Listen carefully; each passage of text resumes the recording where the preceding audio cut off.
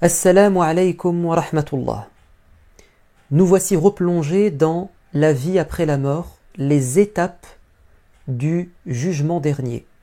Souvenez-vous, les gens sortent des tombes, ils attendent très longtemps jusqu'à ce que le prophète alayhi salatu wassalam interpelle Dieu et lui demande gentiment de mettre fin à cette longue attente et de commencer le jugement. Comment le jugement va-t-il se passer ? Cette audience, c'est-à-dire ce moment où chaque être humain va se tenir debout devant Dieu, va se dérouler dans un silence complet. Allah nous dit que les anges vont venir et Dieu va aussi apparaître à l'ombre des nuages. هل ينظرون إلا أن يأتيهم الله في ظلل من الغمام والملائكة وقضي الأمر. Est-ce qu'ils attendent que Dieu apparaisse à l'ombre des nuages, accompagné des anges? Donc Allah va se présenter avec les anges, et c'est pas Dieu, alors Dieu on le verra pas à ce moment, mais c'est sa lumière. Wa ashraqati al-ardu bi nuri rabbiha. La terre sur laquelle on va se trouver va être illuminée par la lumière du Tout-Puissant. Et là, les êtres humains vont se taire. Ils auront peur. Ils vont être comme ça perplexes. Que va-t-il se passer ? وَخَشَعَتِ الْأَصْوَاتُ لِلرَّحْمَنِ فَلَا تَسْمَعُ إِلَّا هَمْسًا. Les voix vont se baisser. Il n'y aura que des murmures. Également, les communautés des êtres humains vont être à genoux. Ils vont être agenouillés, la tête baissée. Et puis, Allah va interpeller chaque être humain par son nom en demandant aux anges de le ramener. Il va convoquer chaque personne seule.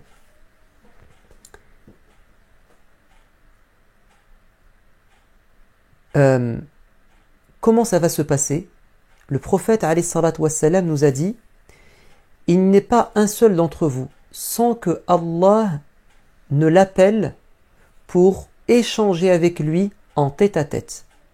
Et il n'y aura pas d'interprète. On ne va pas demander à un ange ou à un autre être humain de venir faire la traduction, parce que Allah comprend toutes les langues.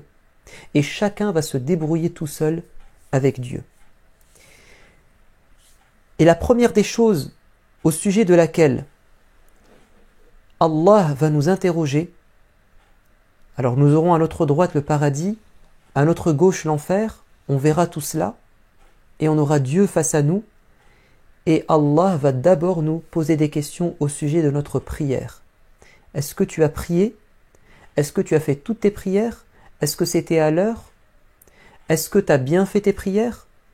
Et si on a un défaut dans notre prière, un manquement, des prières ratées, Allah va demander aux anges de chercher si nous n'avons pas des prières en plus, qui n'étaient pas obligatoires, que nous avions fait, par exemple une prière la nuit, comme ça tu te lèves et tu fais une prière, ou bien les prières de la nuit du Ramadan.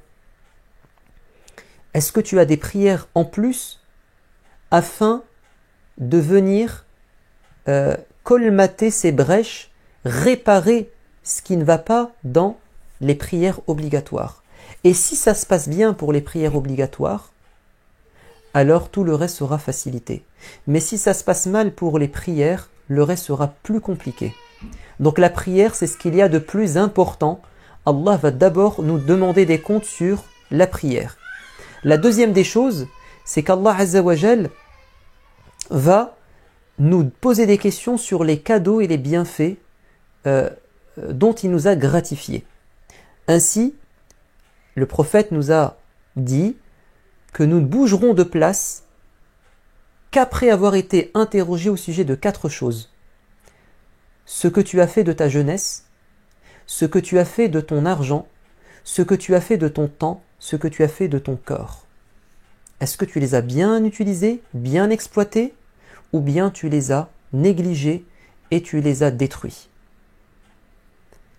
Allah va aussi nous interroger sur est-ce que nous avons été sensibles à la souffrance de ceux qui sont éprouvés? Le prophète nous informe qu'Allah Azza wa Jal dira à son serviteur « J'avais faim et tu ne m'as pas nourri. » Mais le serviteur répondra « Seigneur, tu es le Seigneur des mondes, toi tu as faim ?» Et Allah dira « Non, mais un tel parmi mes serviteurs pauvres avait faim. Si tu l'avais nourri, tu aurais trouvé une récompense aujourd'hui. J'avais soif, tu ne m'as pas abreuvé. Ya Allah, toi tu as soif? Non, mais un tel avait soif. Si tu t'étais occupé de lui en étanchant sa soif, tu aurais une récompense aujourd'hui. J'étais malade et tu ne m'as pas aidé, tu ne m'as pas rendu visite. Ya Allah, toi tu tombes malade?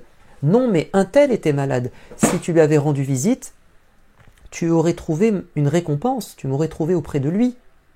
Regardez comment Allah va nous demander d'abord, comment on a utilisé nos bienfaits et est-ce qu'on a été sensible à ceux qui souffrent. Allah va interroger les croyants sur ces choses que vous venez d'entendre, les obligations, notamment la prière, les bienfaits et la solidarité avec les plus faibles. Et Allah va interroger les mécréants, c'est-à-dire ceux qui ont rejeté la vérité, qui n'ont pas suivi le bon chemin. Il va évidemment les interroger sur les raisons qui les ont poussés à délaisser la vérité, à faire le mal, à ne pas penser à Dieu, à ne pas préparer la vie future, à ne pas remplir leur mission.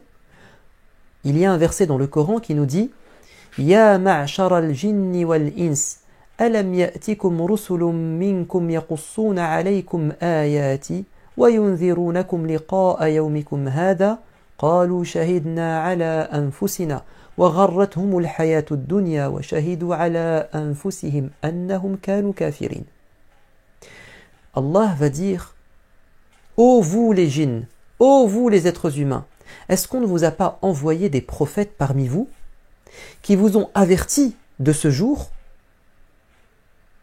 Et ces gens vont dire « Si, ya Allah, on a reçu des prophètes, on a été mis en garde. Mais la vie d'ici-bas nous a tout fait oublier et nous a trompés et détournés. » Et ils ont reconnu donc qu'ils connaissaient la vérité et qu'ils s'en sont écartés. Allah va interroger ceux qui adoraient d'autres divinités que Dieu, en leur disant « Ayna shuraka'ukum alladhina kuntum taz'umun » Où sont ces faux dieux que vous adoriez, que vous prétendiez être puissants et qu'ils vous étaient d'une aide. Et également, Allah Azza wa Jal va interroger ces gens au sujet des bienfaits qu'il leur a donnés. Il dira par exemple à l'un d'entre eux je t'ai donné une force, une autorité sur tes enfants, sur ton épouse, sur peut-être des gens qui travaillaient pour toi, qui étaient à ton service. Je t'ai donné des animaux à ton service. Beaucoup de gens étaient là pour t'aider. Qu'est-ce que tu as fait? Est-ce que tu m'as remercié? Est-ce que tu as pensé à moi?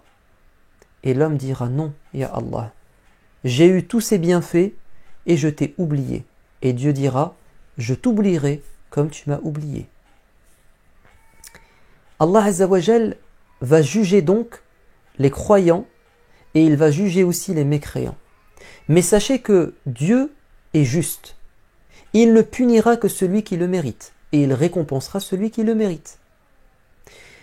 Le prophète alayhi salatu wassalam nous dit que Dieu va réunir les êtres humains, les djinns et même les animaux. Et il va demander aux animaux qui ont frappé d'autres animaux injustement, pourquoi est-ce que vous avez fait ça? Toi, la bête qui avait des cornes, pourquoi t'as frappé celle qui n'avait pas de cornes? Tu as été méchante. Allah sera tellement juste que ceux qui ont fait du mal et qui ont été injustes vont s'en mordre les doigts. وَيَوْمَ يَعَضُّ الظَّالِمُ عَلَى يَدَيْهِ, le jour où l'injuste va se mordre les doigts de regret. Évidemment, cette justice va faire plaisir à ceux qui ont souffert. Elle va faire plaisir à ceux qui ont subi des injustices, les opprimés. Mais cela va évidemment inquiéter les oppresseurs et les agresseurs et les gens méchants. Allah Azza wa Jal est tellement juste qu'il demandera à chacun de s'expliquer en lui disant « Pourquoi tu as fait ce mal ? D'ailleurs, est-ce que tu reconnais avoir fait ce mal ?» Et Allah Azza wa Jal va sortir un registre, un livre dans lequel tout ce que l'on a fait a été enregistré. On en parlera un peu plus dans une prochaine vidéo. Comment ce livre va nous être remis et qu'est-ce qu'il y a dedans et qu'est-ce qu'on va en faire.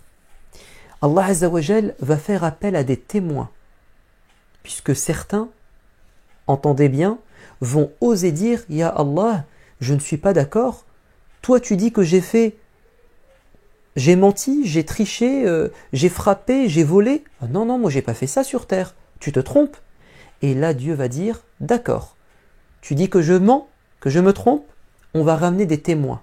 Puisque tu penses que je ne t'ai pas vu, je vais te ramener des éléments qui prouvent que tu as fait cette chose. » Et Dieu va empêcher cette personne de parler, il va la rendre muette quelques instants, et ce sont ses mains qui ont fait le mal qui témoigneront et diront « Oui, ya Allah, tel jour j'ai fait ça.